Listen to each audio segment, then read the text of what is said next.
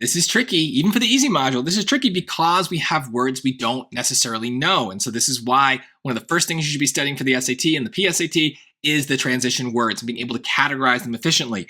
Moreover is and. Fittingly is so. Next means next. First this happened, next this other thing happened, right? However is but.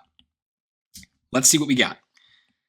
To perform a quad axel, a figure skater must leap into the air and complete 4.5 rotations before landing, an extreme feat. In 2022, when 17-year-old Ilya Malinin landed the first quad axel, considered the most difficult quad jump, in a high-level competition, the audience was left awestruck. Now, that feels like a for example to me. But we don't have that one, right? So is it next? I don't think so. To perform a quad axel, a figure skater must do this next in 2022. Well, there was no first, right? The first thing is not based in time. It's just a statement of fact. So there is no time passing here. Now, is that a but? I don't think so. To perform a quad axel, a figure skater must leap into the air and complete 4.5 rotations. But in 2022, when this person did it, the audience was left awestruck. Well, no. If it's an extreme feat, meaning an extreme achievement, an extreme task, then of course they were awestruck. They were amazed that they saw it in person, right? So that's not a but situation. These are, both sentences are saying this is a crazy thing to do, an amazing trick. Maybe so works.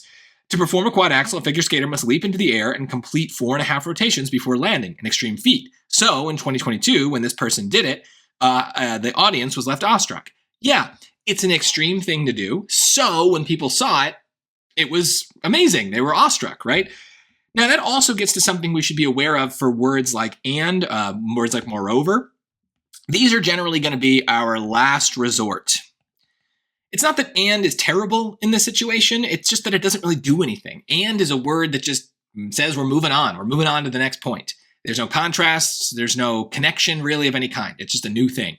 So and is never really wrong. We can kind of use and whenever we want. But on these questions, I want you to save those for last. Really only pick the and words when nothing else works. So in this case, the fact that so fits nicely is a really good sign that we should just pick that and not worry about moreover. If so didn't work for some reason, if we just didn't have a good instinct for it, then maybe we would pick A because it's what's left over.